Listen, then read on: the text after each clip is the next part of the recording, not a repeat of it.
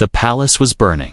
Flames danced along the golden walls, and black smoke filled the sky above the capital of Auralia Prime, once full of beauty, honor, and songs.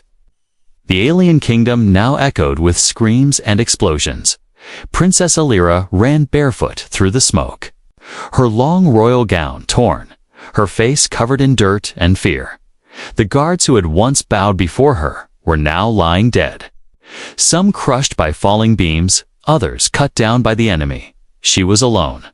She clutched a glowing crystal pendant, the last symbol of her royal bloodline. Another explosion shook the ground, throwing her against a marble column. She screamed in pain, her ankle twisting badly. She tried to get up but fell again, tears mixing with ash on her cheeks. Her crown had fallen somewhere in the chaos behind her, and she did not look back to search for it. Alira had always believed her nobility meant something, that her bloodline would protect her. But now, no one came to help. Not the advisors who once praised her, not the servants who once feared her, not even the soldiers who had sworn to protect her with their lives. They had all run. She crawled behind a broken wall, her breath shaky, her heart beat fast like a drum. She could hear voices and troops moving closer. They were not human, but part of a rival alien faction that wanted her family gone. She covered her mouth and closed her eyes, praying to survive, but the sound of footsteps made her freeze. Crunch, crunch, crunch, slow and steady on the ash-covered ground. Her body tensed. She reached for a sharp piece of metal nearby, ready to fight even if she was weak. A shadow appeared, not alien, not one of her kind. It was tall, covered in a dark armor suit, with a long rifle slung on the back and a scar over one cheek. It was a human. She stared, shocked. What was a human doing here? They were supposed to be weak, outsiders, unwanted in royal wars. But the humans said nothing at first, only looked at her, seeing her torn dress, her wounded leg, her terrified eyes. "I don't need help," she said, trying to sound strong. "I am Princess Alira of the You're Bleeding," the human interrupted, his voice calm but firm. "I said, leave me," she hissed, her pride burning hotter than the fire behind her. "I am nobility. I command you to," but the human ignored her words. He knelt beside her, gently lifted her into his arms before she could protest again. She was too weak to fight, her body trembling, her breath shallow. "Put me down," she cried, pounding his chest with what little strength she had left. "No," he said simply. "You'll die here if I do." The fire behind them grew stronger, swallowing pillars, statues, and centuries of royal history. He walked forward, through the smoke and ash, carrying her like she weighed nothing. She looked up at him, his eyes focused, his jaw tight, his movements strong and sure. He wasn't a royal guard, he wasn't one of her kind, but in that moment, he was the only one who didn't run. "You're just a human," she whispered, confused. "Why are you helping me?" "The human didn't stop walking because you're just a girl," he replied, "and no one else will." Her heart skipped. She didn't understand this man. She didn't understand why her own kind left her, and why he stayed. The smoke thickened, flames reaching for them like claws. The human adjusted his grip and pushed forward, his armor heating from the fire, his breath heavy, but he didn't stop. Every step he took was like a message. A message louder than any royal speech or titles. Mean nothing in the fire, but courage. Courage walks through it. As the palace collapsed behind them, Princess Alira realized something painful and true. Her crown was gone, her guards were gone, her people had fled. But in the arms of this stranger, this human, she had never felt more protected in her life. And so, the fall of the princess was also the beginning of something far greater. Something she never expected, a journey that would change everything, not just for her, but for the galaxy itself. And it all began when a human walked through fire. carrying a broken princess in his arms. Flames rose on both sides of the narrow hallway. The floor was cracked. The air, hot and heavy like smoke, was pressing on their lungs. Jace moved carefully, one hand holding the alien princess close to his chest, the other shielding her from falling ash. Elira groaned, her ankles still aching. Her body sore, but her mind sharper than before. She looked up at the human sweat running down his forehead, jaw clenched, his breathing fast but steady. Why was he doing this? Why risk his life for someone he didn't even know? Her people had called humans dirty, primitive, and weak, yet here he was, stronger than anyone she had ever known. "Put me down," she whispered again. "I can crawl." Jace didn't answer. He only looked down once and gave a small nod, but kept walking. Suddenly, a beam fell from the ceiling with a loud crash. Sparks flew everywhere. Flames shot up beside them. Jace spun his body, shielding her as they dove into a side hallway. Elira's back hit the cold wall, and for a second, all she could hear was her own heartbeat. "Are you hurt?" he asked. Checking her quickly, she stared at him, eyes wide. "No. You covered me." "Why?" Jace let out a short breath, not smiling, not frowning, "Because I don't like seeing people die," he said, then stood again, rifle ready. The hallway ahead was blocked. Smoke poured in from broken vents, and distant footsteps echoed enemy scouts. Looking for survivors, Jace pulled a cloth from his gear and wrapped it around Elira's mouth. Then his own. He pointed toward a maintenance shaft in the wall's mall.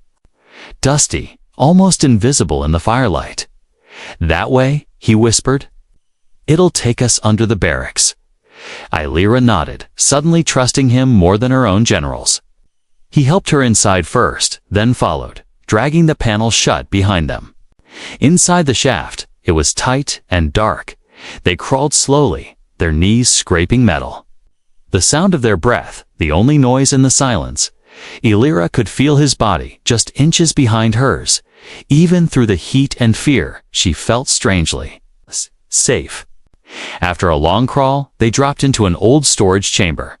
Jace landed first, then caught her as she slid down, her ankle giving way. He lowered her to the floor and handed her a small canteen.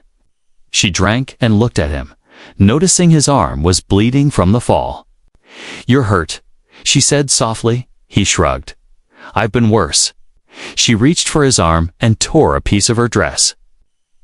She began wrapping the wound slowly, her hands trembling not from fear, but from something else. "Why did your kind come here?" she asked finally. "To fight? To steal tech? To spy?" Jace gave a tired laugh. "I came to rescue the children in Sector 12. He said they were caught in the blast zone. But I found no one." Elira's eyes lowered. "I didn't know," she said. "Ashamed, my father. He never told me about human aid groups. He probably didn't care," Jace muttered. But his tone was not angry, just sad, for a moment. Neither of them spoke. They sat in the half-darkness, breathing slowly, surrounded by broken crates and dust. Elira looked down at her self-burn marks on her arms, dirt on her legs, no jewelry left, no crown. She didn't feel like a princess anymore, and for the first time, she didn't want to. She looked at Jace and asked, "What do you see when you look at me?" Jace looked up. Eyes serious. "I see a girl who lost everything, and still tries to stand." That answer made something in her chest tighten. But then a sudden sound above, a metallic clank, followed by the whir of scanning drones. "They've tracked us," Jace said quickly. Grabbing his rifle, he helped Elira up and pushed open a trapdoor leading to the surface. They emerged into a ruined courtyard, fire on all sides. Broken statues of her ancestors lying in pieces. 2 enemy drones spotted them and fired. Jace shot back, fast and accurate, taking both out with clean shots. Elira picked up a small sidearm from the rubble, her hand shaking. "I've never used one before," she said. He looked at her calmly. "Then stay close. I'll show you how to survive." Together, they ran through the fire, dodging collapsed buildings and bodies. Not as a princess and a soldier, but as two people fighting to live, and somewhere deep in her heart, Alira began to believe something she had never believed before. Maybe nobility didn't come from birth. Maybe it came from standing up when the world burned. Maybe it came from standing beside someone who never gave up. The night was silent. Only the crackling of dying flames echoed behind them as they disappeared into a dark alley. Jace pushed aside a rusted door hidden behind a broken statue, revealing stairs that went deep underground. "Where are we going?" Ela asked, her voice weak but steady. "Old human shelter," Jace replied, Kea guiding her carefully. "Built long ago, when humans weren't trusted even in peace." They moved slowly down the stairs, Alira leaning on his shoulder, her injured ankle slowing them. Each step echoed in the hollow silence, the air cooler, the light fading with every level. Finally, they reached a thick blast door with faded human letters scratched on the front. Jace pressed a code on a hidden panel, his fingers shaking from exhaustion. The door creaked open, revealing a dusty, empty bunker lit by dim blue lights. Broken furniture, cracked screens, and rusted metal covered the floor. But it was safe. He helped Alira sit on a couch covered in a thin layer of ash, then knelt in front of her. "Let me see the ankle," he said gently. She didn't argue this time. She lifted her leg slowly, her breath catching in pain. Jace unwrapped the old cloth and looked at the swelling. "It's not broken," he said after a moment, "just twisted bad." He used clean bandages from a wall cabinet, tied them tight but careful. Alira watched his hands, strong, fast, but soft on her skin. She couldn't remember the last time someone treated her like this. Not as a princess, not as a symbol, but just as a person. "You're good at this," she whispered. Jace glanced up, half smiling. "Had to learn." "No medics left in my unit." He pulled out a food pack and handed it to her. Alira looked at it strangely. It wasn't royal cuisine. It was gray, dry, and wrapped in plastic. "What is this?" she asked. "Confused food," Jace said, taking a bite from his own. "Not great, but it keeps you alive." She slowly tasted it, and her face twisted in disgust. Jace laughed for the first time, a tired, honest laugh. "You'll get used to it." She looked around the room, old photos of human families still hanging on the wall. A small child's toy sat forgotten in a corner. This place felt full of memories of people long gone. "How long have you been fighting in this war?" she asked. Jace leaned back, staring at the ceiling. "Too long," he said. "My brother died in the first blast. My parents after that." I kept going. "I'm sorry," she said quietly. She meant it, not just as words, but deep in her heart. "I didn't know humans were suffering too," she added. "Our palace always said we were the victims." Jace looked at her. "And what do you think now?" She hesitated. "I think I was blind." There was silence again, but a different kind.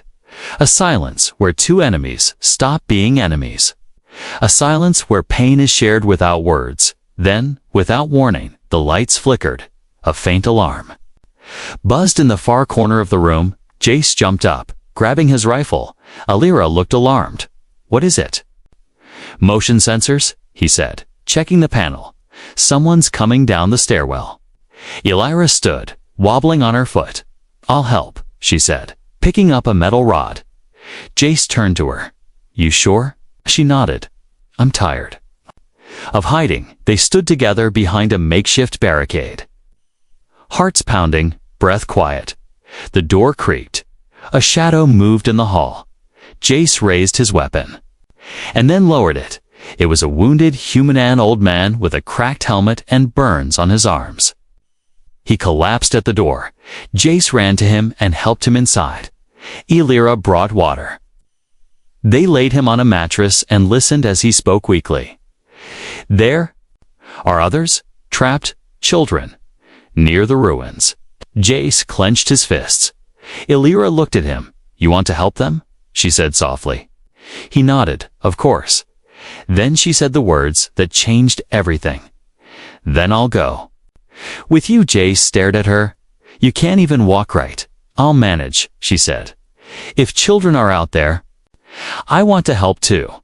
For the first time, she wasn't thinking as a princess, not as a royal, not even as a survivor, but as someone who finally understood what it meant to care. They looked at each other, a human soldier with nothing left, an alien princess who had lost her crown, and something new grew in that shelter. Not romance yet, not peace, but trust. Real trust, built in fire, held together in silence, forged under the ashes of war. Tomorrow, they would return to danger. But tonight, in that old forgotten room, they had already won something. Something no one else could steal. The underground shelter was no longer quiet. Jace stood by the entrance. Listening carefully, the old motion sensor beeped once more soft. Fast, like a heartbeat before panic, Elira sat beside the injured man, who now slept under a blanket, but even in rest. He looked pale, like the fire above had drained the life from him. Jace's voice was low but sharp. "They're coming." Elira stood slowly, limping but determined. "How many?" "I don't know," he replied, checking his rifle. "But it won't just be one. They never come alone." He handed Elira a small sidearm. "This is loaded. Safety off. If they break through that door, shoot." Her hands trembled slightly. "I've never fired a weapon in my life," she said. Jace looked at her with calm eyes. "Just aim at the chest. Breathe. And don't think too much." Then, the lights flickered again twice, then went out completely. Total darkness wrapped around them. A second later, bang. The sound of something hitting the upper stairwell door. "They're breaching," Jace whispered. He moved fast, sliding a crate in front of the hallway, using it as cover. He knew this bunker. He had read old maps in training. There were only two ways in, and one was now being forced open. The smell of melted metal filled the air.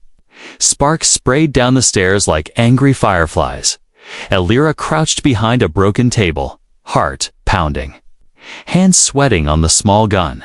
She tried to remember his words. Aim at the chest. Breathe. Don't think. Then they came. Tall, shadowy figures in dark armor. Glowing red eyes, moving fast and quiet.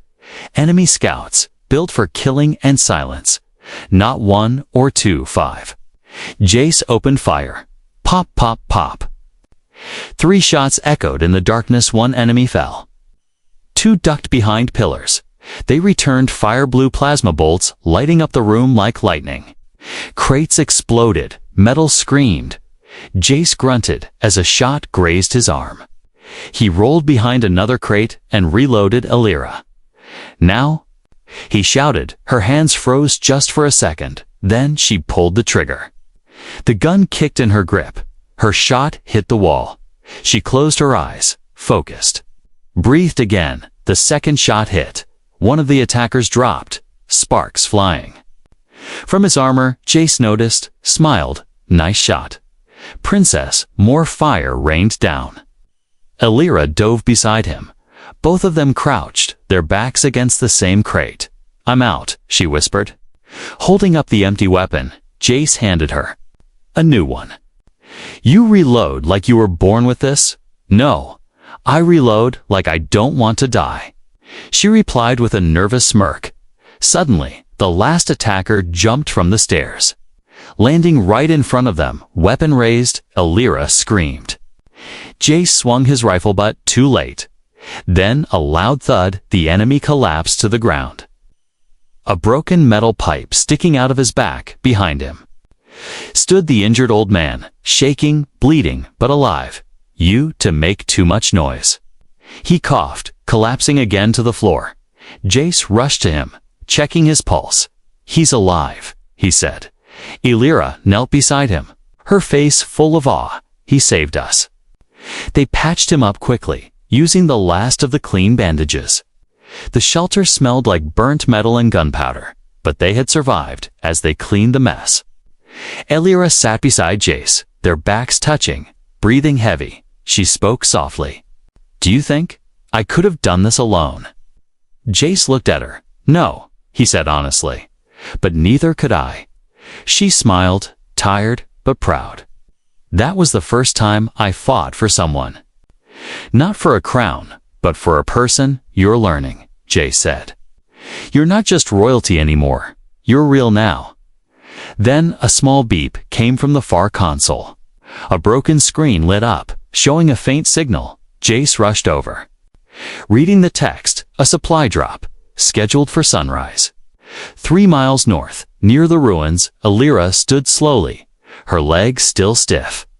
"Then we go. You sure?" Jace asked. "It won't be easy." "Not after tonight." She nodded. "If there's even one child alive out there, I want to be the one who reaches them." He looked at her not as a burden, not as a princess, but as a partner. And with that, they gathered what little supplies remained, tied up wounds, reloaded weapons, and stepped back into the tunnel knot. Afraid anymore, not running. Together, they were something new, born from fire, tempered in darkness, ready to walk into hell. For others, the stars were fading, and the sky above the ruins was turning gray. Jace and Elira stood at the edge of a destroyed street, smoke curling from fallen towers. They had walked through fire, fought in darkness. And now the world felt quiet too. Quiet, their bodies ached, but they kept moving. Jace limped from the cut on his leg. Elira leaned on a broken metal staff she had found in the rubble. They said little, but their silence wasn't empty anymore. It was full of something new, something growing between them with every step. Jace paused at an old statue split in half. He pulled out a wrinkled map, scanned the ruins, then pointed forward. The supply drop should be behind those wrecked ships. He said, "If we're lucky, there might be food, meds. Maybe a signal beacon." Elira nodded and followed. The wind pulled at her torn clothes, and every step on her twisted ankle hurt. But she never complained. She was no longer walking like a noble. She was walking like someone who had made a choice. As they reached the crash site, a low noise broke the silence. A cry, small and trembling, coming from beneath a pile of steel. They both froze, eyes meeting. Without a word, Jace ran forward, dropping to his knees. He pulled aside heavy metal plates with bare hands, ignoring the pain in his arms. Elira joined him, her hands bleeding as she lifted jagged debris. Finally, they found her, a small alien child, wrapped in torn cloth, eyes wide and full of fear. She trembled and whimpered as Jace lifted her gently. "It's okay," he whispered. "We've got you." Elira knelt beside them, brushing the dust from the child's hair. She's shaking. "She's freezing." Jace opened his jacket and wrapped the girl inside. The child clung to his chest like a baby animal, crying softly into his shirt. Elira sat beside them, her eyes wet. "She's the only one left, isn't she?" "Maybe," Jace replied, his voice tight, "but we saved one. And sometimes that's enough." They stayed like that for a long while, sitting in silence, holding the child between them, a broken princess, a wounded human, and a scared little girl. In that moment, nothing else mattered. Not bloodlines, not war, not titles, not planets, just survival and care. Later, as the sun finally rose behind the smoke, Jace found the emergency crate. It had water, protein packs, a flare gun, and an old comms unit. He handed food to Elira and the child, then sat back and stared at the sky. "I think I hated your people," he said softly. "They took everything from us. Home, hope, family." Elira didn't argue. She looked at the dirty, shivering child curled in her lap and said, "And I think we deserved that hate. For what we became." Jace looked at her not with anger but with tired eyes that had seen too much. "And yet, here we are," he said. She smiled faintly. Maybe this is how it starts over. He took out a small necklace from his poquita, piece of string with a dull ring hanging from it. This was my mother's, he said. I keep it. To remember who I used to be. Then he looked at her neck bare. No jewels, no crown. He reached up and placed the necklace gently in her hand. You lost your crown in the fire, he said. Maybe this can be your new one. Elira stared. At it, surprised, she looked up at him. Her voice soft. You would give this to me? You've changed, Jay said simply. You've earned something more than what you were born with. Her eyes stung with emotion. She placed the necklace around her neck, holding it carefully against her heart. I'll protect it, she whispered, like you protected me. The moment was real, raw, and gentle. Not forced, not rushed. They weren't lovers not yet, but something was blooming. Something deeper than duty. It was a bond made not in palaces, but in blood, smoke, and survival. As the child slept peacefully, Jace turned on the comms unit. A weak signal blinked. Mayday. This is Sector 9. Survivors located. They looked at each other. Help was finally coming, but they both knew. Life would never be the same. Not after all this. Not after everything they shared. And as the wind passed through the ruins, Elira leaned her head against Jace's shoulder. She closed her eyes and whispered, Thank you for carrying me through the fire, and Jace, with a quiet smile, whispered back, You're not heavy anymore. The ruins behind them were silent. Jace carried the sleeping child on his back, wrapped in his jacket, her small head resting near his shoulder. Elira walked beside him, still limping, but more steady now. Her eyes watching the cracked ground. The sun had risen fully, turning the sky gold and orange. But the road ahead was long, nearly 3 miles of collapsed buildings. Broken machines and ghost-like silence. Jace checked the compass in his hand. There's a small rescue camp beyond that ridge, he said. They'll see the flare. Elira nodded, wiping dirt from her cheek. Let's keep moving, she said. Before others come looking, the wind blew softly through the broken walls, carrying the smell of ash and burned metal. Each step was painful. Jace's leg still bled slowly. Elira's ankles still swollen, but neither one complained. They had survived fire, darkness, and death. Now they marched for something more than themselves. Elira glanced at the little girl sleeping on Jace's back. She trusts you, she said quietly. Jace nodded. She reminds me of my sister, he said. She died in the first bombing. She was small too, always holding my hand when she was scared.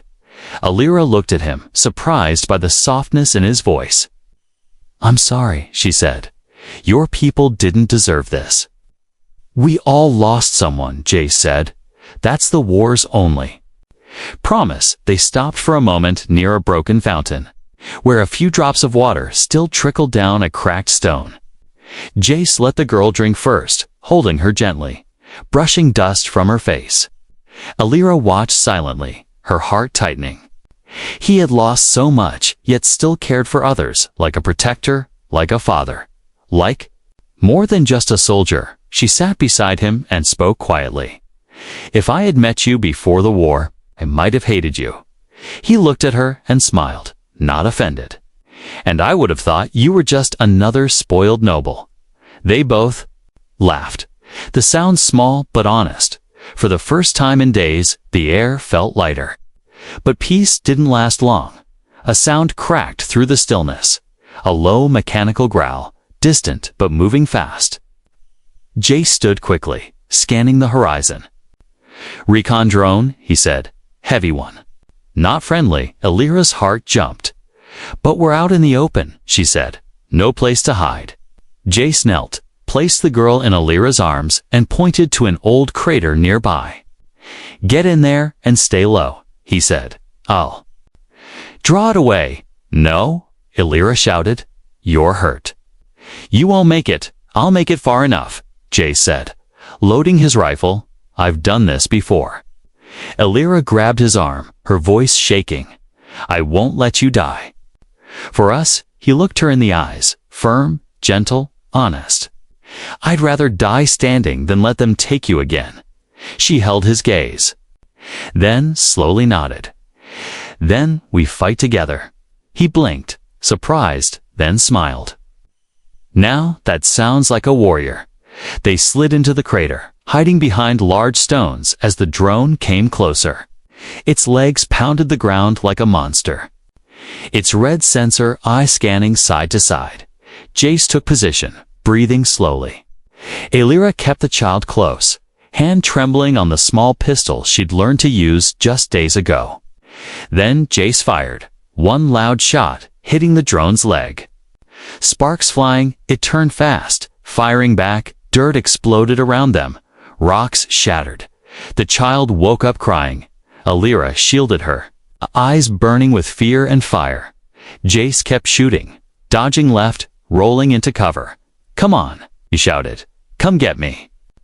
The drone moved forward, but slower, now damaged, angry, loud. Elira looked at the flare gun in her hand, the last one. She waited for the drone to step forward again, then fired it right into its sensor. Boom. The explosion wasn't huge, but enough. The eye cracked, the drone shook, spun, then collapsed. Legs twitching in the dust, Jace looked at her in shock. "Where did you learn to aim like that?" She smirked, "From someone who told me to breathe and not think too much." He laughed, breathless. "That's me." They sat in the crater for a moment, holding each other, dust in their hair. Blood on their clothes, but alive. Elira leaned, her head on his shoulder. "I'm tired," she whispered. "Tired of war. Of being something I'm not. You don't have to be." Jace said gently, "Not anymore." A soft sound echoed in the air. A ship in the sky. Coming closer, engines humming. He pointed upward. They heard the flare. Elira looked at the child, now calm and quiet. Then she looked at Jace, and in her eyes was something warm, something new. Not royalty, not power, but hope. The rescue ship touched down slowly, its white lights cutting through the dust and ash. Elira stood still, holding the small alien child close to her chest. Jace stood beside her, one arm around her back, his eyes watching the sky as the ramp lowered. Out came soldiers, not from her empire, not from his army, but peacekeepers wearing gray and green. They looked tired, careful, and surprised when they saw who stood waiting. 2 survivors and a child. One said, "We didn't expect that." Jace nodded once. "We didn't expect to survive either." Medics rushed forward, offering help, clean clothes, medical care, but Elira shook her head. "Take care of the girl first," she said. Placing the child gently into the medic's arms, the girl clung to Elira's dress, not wanting to let go.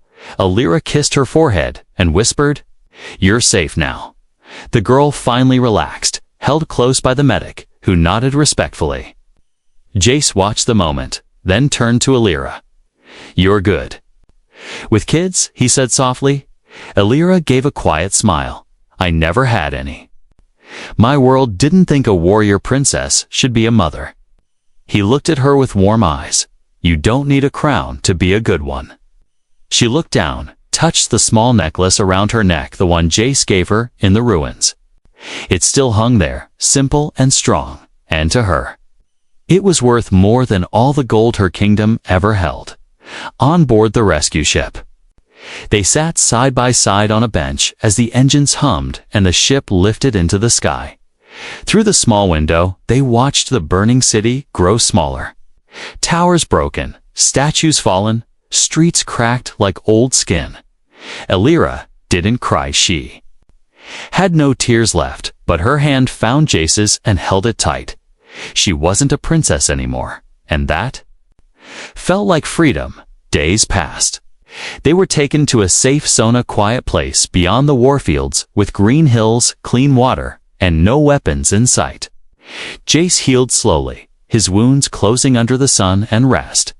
Aelira walked more each day, her ankle gaining strength.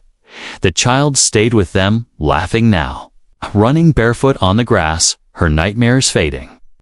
They were given a small home on the edge of the valley, simple walls, a warm bed, a window with a view of the stars. One evening, as golden light spilled across the hills, Aelira stood in the doorway. Watching the girl sleep, Jace joined her, drying his hands on a cloth. "She never lets go of you," he said. "You're like a mother to her." Aelira turned slowly. "Maybe I want to be." Jace didn't reply. He just stepped closer. They stood in silence, heartbeats calm. The war behind them like a fading shadow. Then she looked at him and said, "Stay with us." Jace raised an eyebrow. "I never planned on leaving." She smiled. A real one, this time soft, strong, full of new life. "I mean, more than that." She said, "I want this. Us. Not because of what we lost, but because of what we became." He stepped forward, gently touched her cheek. "No more thrones. No more battles. Just you, me, and this new start." She nodded slowly. "No more pretending." Their foreheads touched, eyes closed. And for a moment, there was only peace. The wind carried the scent of wildflowers. The birds sang in the trees, and a future once impossible was now right in front of them. A future where titles meant nothing but love, loyalty, and sacrifice meant everything. Weeks later, visitors came to the safe zone leaders. Diplomats, soldiers. One group came for Aelira, dressed in fine robes, carrying documents and promises. "The royal family is gone," they told her. "You're all that's left. Come back. Lead us." She looked at the child playing in the garden. Then she looked at Jace, who was fixing a fence with his sleeves rolled up and dirt on his hands. She turned back to the men and shook her head. "No," she said simply, "my place is here, but you are royalty." One protested. She smiled and pointed to her chest. "I was royalty. Now, I'm something better." They left confused. But Aelira didn't care. That night, she sat on the grass with Jace and the little girl between them. Stars shining above, the child looked up and said, "Will we stay here forever?" Jace smiled. "For as long as we can." Aelira wrapped her arms around them both and whispered, "We've already walked through fire. What comes next? We face it together, and there under the stars, far from war, far from thrones, a princess, a soldier and a child found something stronger than blood, stronger than power. They found home. They found a new future, together."